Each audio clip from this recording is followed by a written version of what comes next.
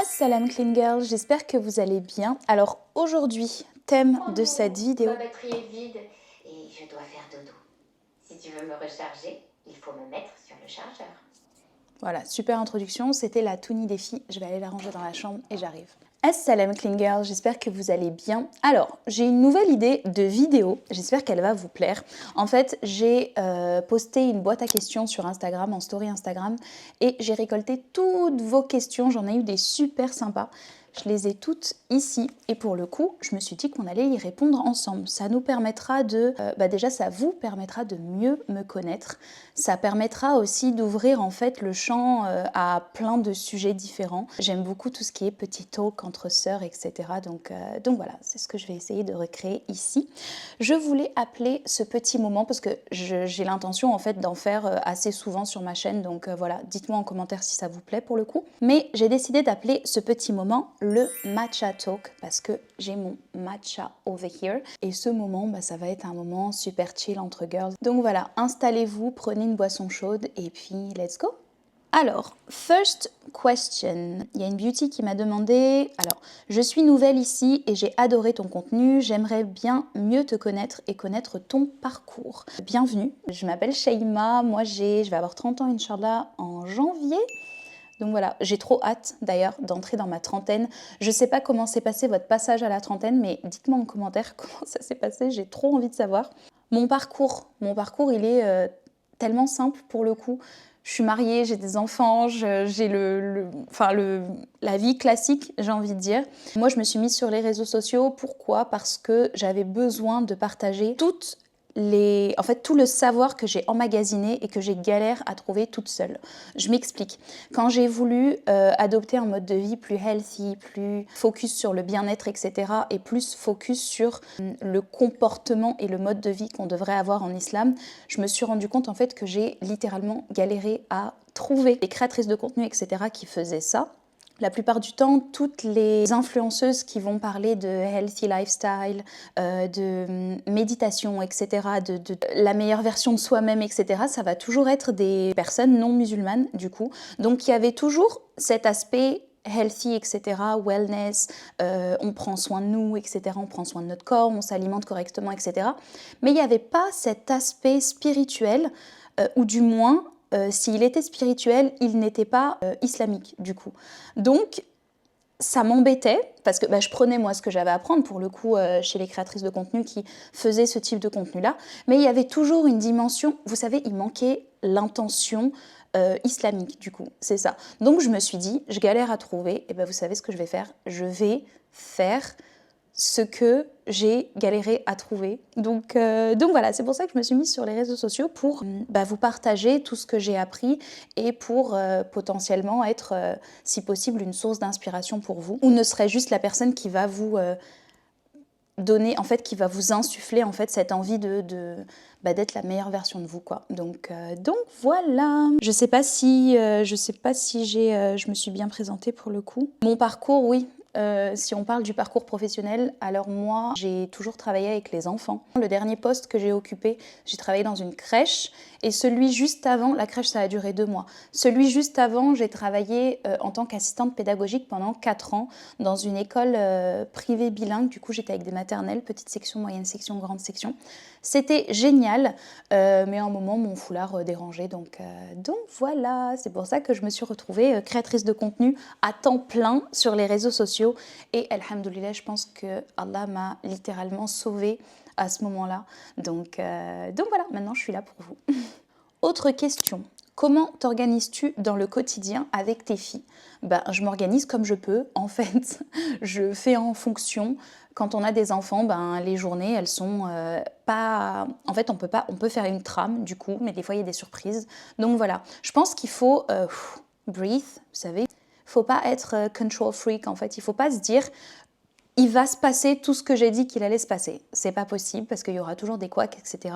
Par contre, ce qui est important de faire, je trouve, c'est de faire une trame en fait. C'est de toujours préparer la journée suivante pour au moins avoir une trame de ce qu'on va faire et pour être le moins stressé possible. Je pense que le conseil que je peux donner à toutes les mamans ou pas, mais plus aux mamans pour pouvoir gérer en fait les journées avec les enfants, c'est que moi, la chose que j'ai mise en place et qui m'aide énormément, c'est que je me lève toujours avant le fajr, du coup pour ma routine fajr, ne serait juste pour ma méditation, etc.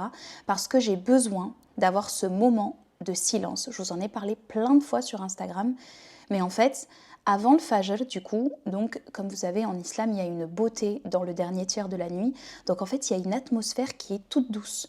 Et on sait dans les écrits que Allah est au plus proche de nous à ce moment-là. Donc vous sentez cette sérénité. Et je pense que en tant que maman et en tant que femme aussi en général, parce qu'il y a le brouhaha de la vie, etc. Je pense qu'en fait, il est important de commencer la journée en recevant en fait toutes ces bonnes ondes et en ayant un moment seul. Quand mes filles étaient petites, moi aussi j'ai expérimenté je me lève avec mes filles qui me disent maman, maman, maman, maman, maman. C'est horrible pour le reste de la journée parce qu'on commence la journée en s'occupant de quelqu'un d'autre et on est tout de suite overwhelmed, en fait on est tout de suite, je sais pas comment on dit en français, submergé. Voilà, on est tout de suite submergé en fait par les problème entre guillemets de quelqu'un d'autre ou voilà, on se laisse passer en second et c'est jamais bon en fait de se laisser passer en second plan. Donc voilà, le conseil moi que je pourrais donner pour être organisé, c'est de prendre ce temps pour soi. C'est un temps où la plupart du temps tout le monde dort. Le monde est calme, votre téléphone ne sonne pas, vous n'avez pas de parasite extérieur en fait, vous avez juste vous et Allah. Donc voilà, pendant ce temps-là, je vais prier 2 rak'at, du coup je vais prier 2 unités de prière juste avant le fajr et je vais lire un petit peu de Coran, je vais faire des invocations, etc. Le petit carnet que je vous présente à chaque fois que je fais ma routine fajr en story Instagram.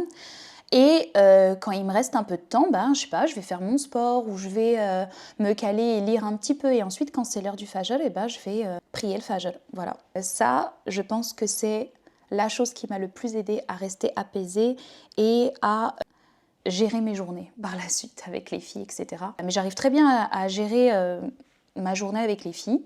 Il n'y a aucun problème. J'essaye toujours en fait d'avoir un moment pour moi. C'est pas que le moment du matin. Moi, j'ai besoin de mon moment du matin et j'ai besoin d'une heure dans la journée où je suis vraiment toute seule en train de faire quelque chose qui me plaît. Pas une heure où je suis en train de travailler. Non, ça c'est mon travail en fait, ça me nourrit pas. Donc voilà. Et j'ai besoin d'un moment ultra quali avec mes filles au moins une fois par jour. Quand je dis un moment quali, c'est un moment où je ne touche pas mon téléphone, où je ne fais rien d'autre que d'être avec elle. Ça peut être une activité perle, ça peut être une activité pâtisserie, ça peut être une promenade avec elle, mais en fait un moment où je suis pleinement et seulement à leur disposition en fait. Ça va créer un lien entre elle et moi qui est mais super fort et pour le coup ça permet en fait, vous savez, quand on est nourri, alors moi j'ai été nourrie par Allah le matin et mes filles ont été nourries par une maman qui a été présente. Donc en fait, finalement, la journée se passe très très bien. Donc voilà, il n'y a aucune frustration de mon côté, il n'y a aucune frustration de la leur. Donc voilà, la plupart du temps, les journées sont assez calmes, alhamdoulilah. Donc voilà, c'est comme ça que je gère ma journée avec les filles. Il y a une autre question sur mes filles aussi. Elles ont quel âge tes 2 petites filles et pourquoi tu as décidé de ne plus dire leur prénom? Alors, justement, sur Instagram, moi je disais leur prénom et on les a jamais vues pour le coup, mais des fois je les prenais en train de faire une activité, donc on voyait leurs mains, etc. C'est quelque chose que je ne veux plus faire par pure protection. Et je pense que vous allez comprendre. Par pure protection, maintenant en fait elles ont une vie sociale et avant elles étaient exclusivement avec moi. Maintenant elles ont une vie sociale où je ne suis pas là. J'ai trop peur que quelqu'un les reconnaisse dans la rue, j'ai trop peur de divulguer leur prénom et qu'à la fin, quelqu'un les appelle par leur prénom, etc. Les enfants sont des cœurs purs et mes filles sont capables de, si on les appelle par leur prénom, d'aller les voir, d'aller voir la personne qui les appelle. Donc voilà, par pure protection, je ne veux plus dire leur prénom et par pure protection aussi, je ne veux plus parler d'elles. Ça me dérange pas qu'on sache que je suis maman, il n'y a pas de souci. Ça me dérange pas de savoir les activités que je fais avec elles, etc. Mais de parler de leur intimité ou, d'elles, j'ai pas envie. Donc voilà, même leur âge, je préfère pas le dire quoi. Donc voilà, même si toute ma communauté Insta le sait, parce que depuis 1 an, je dis leur âge, je dis leur prénom, etc. Mais voilà, à partir de maintenant, je préfère garder ça secret, c'est un petit cocon précieux. Je vais quand même boire un peu mon matcha parce qu'il va commencer à refroidir. D'ailleurs, je me suis fait le matcha cérémonie, je l'aime trop. Et j'ai pris du lait d'avoine sans gluten, j'aime trop la marque Lima. Je le trouvais sur La Fourche, mais en fait, je me suis rendu compte qu'il était aussi dans le magasin bio à côté de chez moi, donc il est trop bon. Autre question, elle est super intéressante. Et c'est une question que j'ai très souvent, enfin on me pose très souvent cette question. Comment tu gères les différences d'opinion avec ton mari dans ton quotidien? Par exemple, la viande, l'éducation des filles sur ça, etc. Et vos différences de choix. Alors il faut savoir que avec mon mari, on n'a pas eu de... Enfin, on n'a pas de différence d'opinion parce qu'on se rejoint sur quasi tout. La seule différence qu'on a à la maison, c'est que lui mange des produits d'origine animale et pas moi. Donc voilà, c'est la seule différence qu'on a. Mais ça ne me dérange pas. Ça ne me dérange même pas de lui cuisiner de la viande ou de lui cuisiner avec du fromage, de la crème, etc. Ça me dérange absolument pas. Ce qui m'aurait dérangé, je pense, c'est qu'il ne soit pas conscient de ce que ça veut dire, etc. Je m'explique. Mon mari est parfaitement conscient que ce n'est pas une bonne chose. Mon mari est totalement conscient qu'en islam, on ne peut pas manger d'un animal qui a souffert, etc. Mon mari le sait. Il est tout à fait d'accord avec moi. Quand je faisais mes recherches, il était effaré lui aussi. Il comprend tout ça et il sait que ce qu'il fait, c'est pas forcément une bonne chose. Mais encore une fois, c'est quelque chose de très difficile à adopter. Et je suis très très très fière de lui parce que mon mari a fait énormément d'efforts sur ça.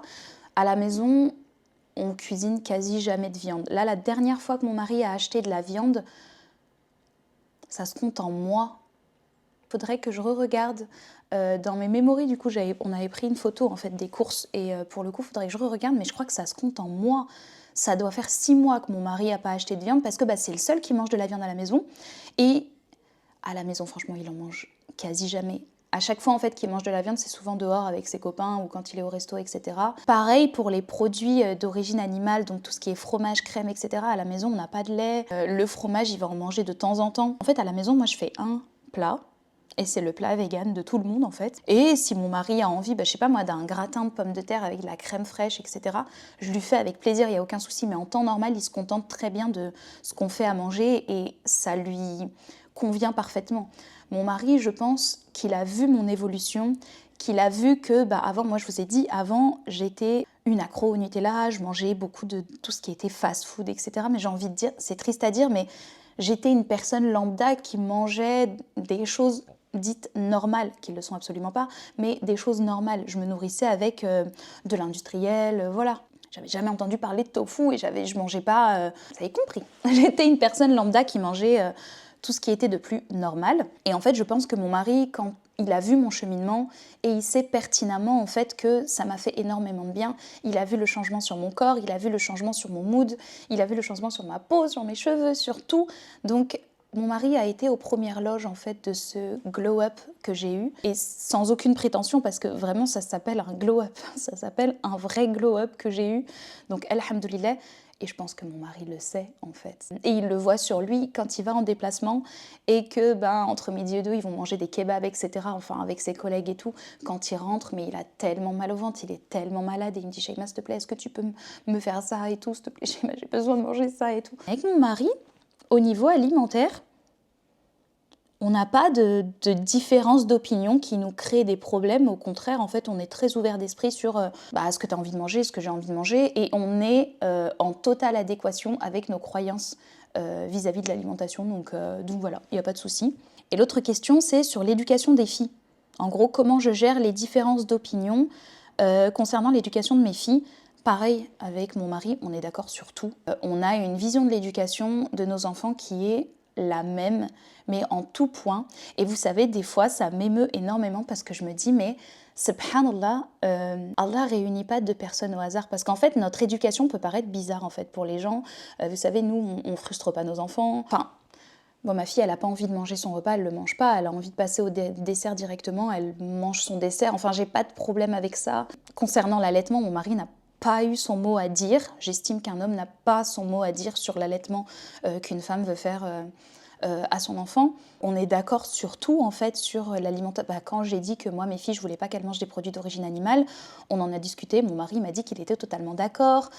Voilà, sur l'éducation islamique aussi, sur la télé, les écrans, etc. On est d'accord sur tout. Donc j'ai jamais eu à gérer des différences d'opinion vis-à-vis de l'éducation de mes enfants. Donc voilà. Ensuite, est-ce que tu as des recettes saines pour adultes et enfants pour éviter de faire plusieurs plats? Alors, nous, dans notre cas, on n'a jamais eu à faire plusieurs plats. Mes filles ont toujours mangé comme nous. J'ai diversifié mes filles assez tôt. Je les ai diversifiées à 4 mois, je crois. Je trouve pas que c'est tôt, moi. Je trouve que il y a beaucoup de lumière. Je sais pas si ça va déranger ou quoi. Mais attendez, je vais essayer de me déplacer pour le coup. J'ai pas envie de gâcher cette belle lumière. Elle est... Waouh. Le soleil est là. Le soleil est là. Mais je vais quand même déplacer un peu pour qu'on puisse mieux voir. Je sais pas si ça vous dérangera. Je vais m'installer comme ça. Ok, j'ai le soleil dans les yeux, mais ça me dérange pas moi, donc j'espère que ça va pas vous déranger non plus. Alors, comme je vous disais, nous, on n'a pas de différence de plat. En fait, on a toujours mangé... Enfin, mes filles ont toujours mangé ce qu'on mange en tant qu'adulte. Donc voilà. J'ai diversifié mes filles à 4 mois.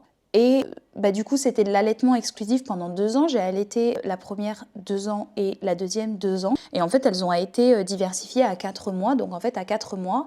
J'ai envie de vous dire, à 9 mois, elle mangeait comme nous, en fait. Il n'y avait aucun problème, elle prenait des morceaux, etc. Elle mangeait comme nous. J'ai jamais eu à faire un plat pour mes enfants et un plat pour nous après la diversification, en fait. Elles ont toujours mangé comme nous. Voilà. Je pars du principe où en fait ce qui nous nourrit, ça les nourrit elles aussi et on a la même alimentation en fait parce que leurs besoins sont les mêmes que nous finalement. Elles ont un besoin de protéines, elles ont un besoin de lipides, elles ont un besoin de vitamines, etc. C'est les mêmes que nous donc voilà, mes filles aussi prennent des smoothies, mes filles aussi vont manger les bols avec le quinoa, etc. Donc voilà, on n'a jamais eu à faire adultes et enfants. Il y a une personne qui m'a demandé « Assalamu alaikum, j'aimerais savoir quels sont les magasins bio et safe que tu recommandes. » Wa alaikum salam. Alors, les magasins bio que je recommande, à Lyon, nous, on a un magasin qui est génial qui s'appelle Satori, je vous le noterai. Il est génialissime, il est tellement pas cher. En fait, il est largement moins cher qu'un magasin bio classique. Pour vous dire, il a les mêmes prix que La Fourche, en fait. C'est ce dont j'allais vous parler juste après. C'est un des magasins bio en fait que je vous conseille. À Satori, les prix sont équivalents à ceux de La Fourche. Et La Fourche, c'est un magasin bio en ligne. C'est sur ce site en fait que je fais mes courses. Ça marche sous forme d'abonnement et c'est génialissime. Vous avez absolument tout. Vous avez de l'alimentaire, vous avez de la cosmétique, vous avez du soin, vous avez une partie bébé, une partie animaux, etc. Enfin bref, il y a tout. Et ça coûte largement moins cher qu'un magasin bio classique et ce sont de super produits. Donc voilà, je vous conseillerais, si vous êtes de Lyon, Satori, il est génial. Il y a Lyon, il y a aussi la Savoie, etc. Je crois que c'est la France au niveau Est. Ouais, je crois que c'est niveau Est que Satori est. Je crois qu'il est à, vous savez, Grenoble, etc. Enfin bref, voilà quoi.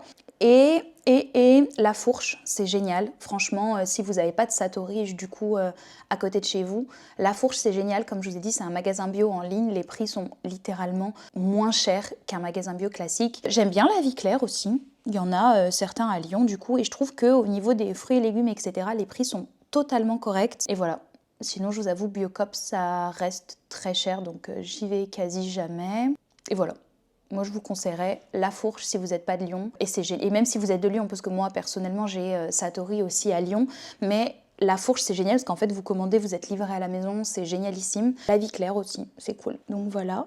Et puis La Vie Claire, ce qui est génial, c'est qu'il y a beaucoup de promos aussi. Un système de fidélité qui est vraiment top aussi à La Vie Claire, donc voilà.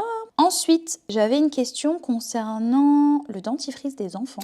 Qu'est-ce que tu conseilles comme dentifrice pour un enfant de 5 ans? Alors à la maison, on utilise un dentifrice sans fluor qui vient de la marque Avril. Encore une fois, les filles ont le même dentifrice que nous depuis qu'elles sont petites. J'ai jamais pris en fait de dentifrice pour enfants ou catégorie enfants avec des goûts type fraises, etc. Depuis qu'elles sont petites, on a le dentifrice de chez Avril. Le tube est vert du coup. Il n'y a pas de fluor. La composition, elle est en 2 phrases, je crois. Il y a tellement peu d'ingrédients et il est génial. Donc voilà, il n'y a pas de fluor. Je vous ai déjà parlé du fluor. Moi, je vous ai dit que le fluor, c'était un perturbateur endocrinien.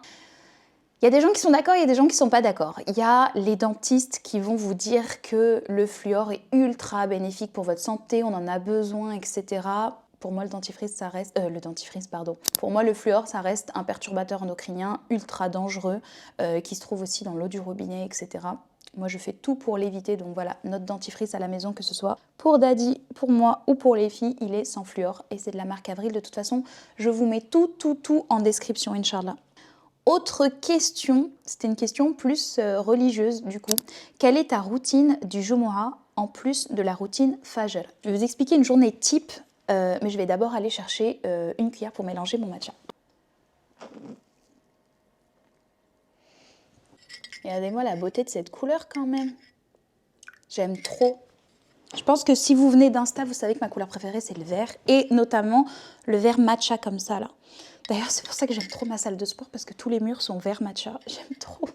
Enfin, la question c'était quelle est ta routine du Jumu'ah en plus de la routine Fajr? Alors, je vous explique la journée type du vendredi du coup. Le matin, je fais ma routine Fajr. Je me lève minimum 30 minutes avant. En ce moment, je vous avoue que je me lève bien 1 heure avant. Je me lève même 1h30 avant. Je me lève à 5h du matin. Fajr est à 6h40, un truc comme ça à Lyon. Donc voilà, je me lève bien 1h30 avant pour le coup. Je prends ma douche, je fais mes ablutions, je fais mes soins, etc. Je me mets en tenue de prière, je me mets sur mon tapis avec mon Coran et mon petit cahier d'invocation. D'ailleurs, mon cahier d'invocation, il y en a plein qui me posent toujours la question. J'essaie de répondre au maximum en privé, mais je vais vous donner le petit tip ici. Mon cahier d'invocation, c'est seulement un journal que j'ai acheté, je crois, à Flying Tiger. Et j'ai collé les invocations qui sont dans la description du... Comment on appelle ça? C'est un e-book en fait que la sœur qui a fait le podcast Miracle Fajr en fait. Je sais plus comment elle s'appelle. Je sais plus comment elle s'appelle. Mais voilà, c'est la sœur qui a fait ce podcast-là. Ah, Oumaima, voilà. C'est la sœur Oumaima, en fait, qui a gentiment partagé un e-book avec toutes les invocations, en fait, toute sa trame enfin, toute sa routine Fajr, en fait, avec toutes ses invocations. C'est dans la description de son podcast, du coup, je vous mettrai tout en description. Et en fait, moi, j'ai imprimé toutes ces invocations et je les ai mises dans l'ordre dans mon journal. Donc en fait, j'ai un petit journal qui est mon cahier d'invocation. Donc voilà, et toutes les invocations sont répertoriées. Il y a des invocations super puissantes, elles sont géniales. Il y a toujours l'arabe, le phonétique et le français pour que les personnes qui ne parlent pas arabe ou qui ne le comprennent pas puissent comprendre ce qu'elles disent. Donc voilà. Le matin, je me mets sur mon tapis avec mon Coran et mon carnet d'invocation. Je vais prier 2 rak'at du coup, 2 unités de prière. Et après les 2 unités de prière, je vais me caler sur mon tapis et je vais suivre ma trame d'invocation. Donc voilà, ça dure environ une bonne trentaine de minutes. Quand j'ai pas le temps ou que j'ai envie de faire que 10 minutes, etc., je sélectionne les invocations que j'ai envie de lire. Et après, je lis un petit peu de Coran. Tout dépend en fait de mon temps, encore une fois. Si c'est une sourate assez courte, je vais lire la sourate d'une traite. Sinon, ça va être des petits passages, voilà. Ça dépend. Ça dépend en fait de mon envie. Des fois, ça va être qu'une page, voilà. Et ensuite, quand arrive l'heure du Fajr, je vais prier. Et la journée commence, je dépose les filles à l'école, etc. Ensuite, quand je rentre, je lis Sourate al-Kahf du coup. C'est la sourate La Caverne. Je la lis, je me cale, je me fais un petit matcha, etc. Je lis tranquille. En fait, le vendredi, c'est le jour où je suis au ralenti. J'ai besoin de cette connexion avec Allah. J'ai besoin en fait de ressentir... Ah oui, je vous ai pas dit aussi, mais je vous le dis après. J'ai besoin en fait de ressentir que ce jour est spécial. Vous voyez ? Ce que je fais aussi pour les filles, c'est que je décore la maison. Ne voyez pas une décoration de ouf, en fait j'achète juste des ballons et je les gonfle. Comme ça quand elles se lèvent le matin, en fait, dans le salon, il y a des ballons par terre, en fait, c'est tout. J'ai juste envie de leur signifier que ce jour-là n'est pas comme les autres, en fait. On va se faire un brunch à la maison, ou voilà quoi, je vais faire un petit peu plus ce jour-là. Voilà, pour elles. Elles savent que ce jour-là, on se fait un petit peu plus belle, on s'habille un peu mieux. Elles savent de toute façon, elles savent très bien. Elles me disent « Ah là là, les ballons, c'est vendredi, c'est trop bien, maman, on va se faire belle pour aller à l'école et tout. » Enfin bref, voilà, c'est aussi ce jour-là où je vais voir ma maman. Après l'école, en fait, avec les filles, on va toujours voir ma mère, mes sœurs, etc. Parce que c'est vraiment... pas un jour de fête, mais c'est un mini jour de fête. J'ai vraiment envie de leur enseigner ça à mes filles et pour moi aussi, j'ai vraiment envie de signifier que ce jour-là est spécial. Si je peux, je vais faire Jamoura du coup, la prière du Dohor et Jamoura à la mosquée. C'est toujours bien en fait d'être entourée de ses frères et sœurs dans des moments comme ça. Donc à chaque fois que je peux aller à la mosquée, j'y vais. Ça, c'est quelque chose que je me suis mise dans mes objectifs. À chaque fois que je peux y aller, j'y vais parce qu'il y a une autre ambiance en fait à la mosquée. Il y a une autre ambiance. La prière à la mosquée n'a pas la même saveur en fait que la prière à la maison. Voilà, je porte de beaux vêtements ce jour-là. J'essaye de faire au max. D'ailleurs, je suis tellement triste parce que il y a ma copine Amel du coup qui a sorti une marque de robes de prière qui sont magnifique. Et comme je vous ai dit, moi, ce moment-là, il est ultra intime et c'est un moment en fait où je veux donner mon max pour Allah. En fait, j'ai envie d'être la plus belle possible, j'ai envie d'être... voilà, vous savez, je mets une petite bougie à côté de mon... mais je vous montrerai. En fait, c'est des moments tellement intimes que je vous avoue, j'ai pas mon téléphone à ce moment-là et j'oublie de vous montrer.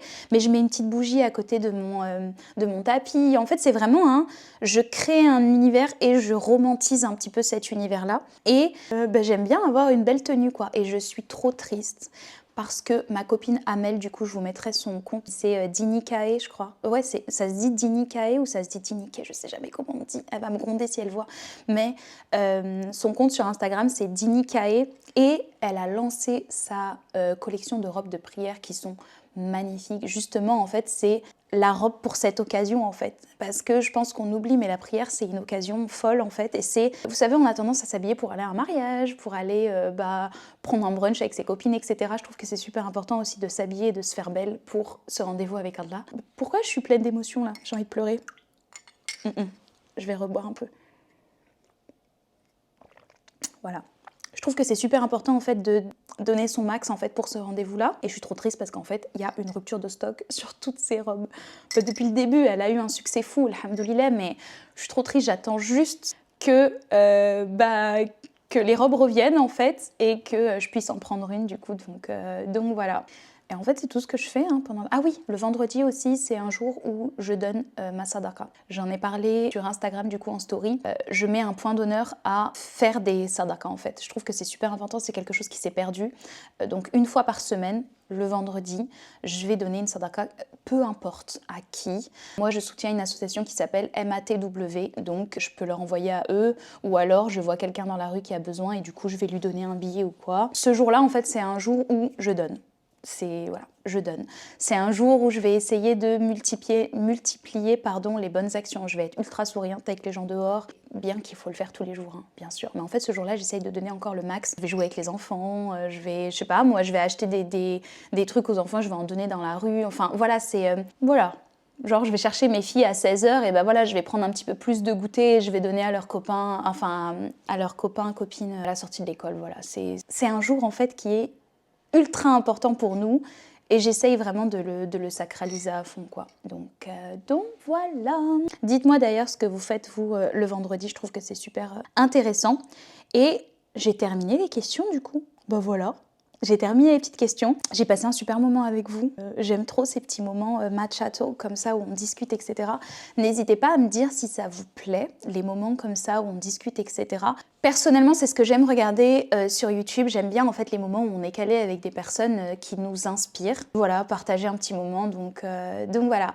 Je demanderai sur Insta, Inch'Allah, je réouvrirai des boîtes à questions où vous pourrez me poser les questions que vous voulez et on refera ça dans une prochaine vidéo, Inch'Allah. En attendant, prenez soin de vous, qu'Allah vous protège et on se dit à dimanche prochain pour une nouvelle vidéo. Bye, with love.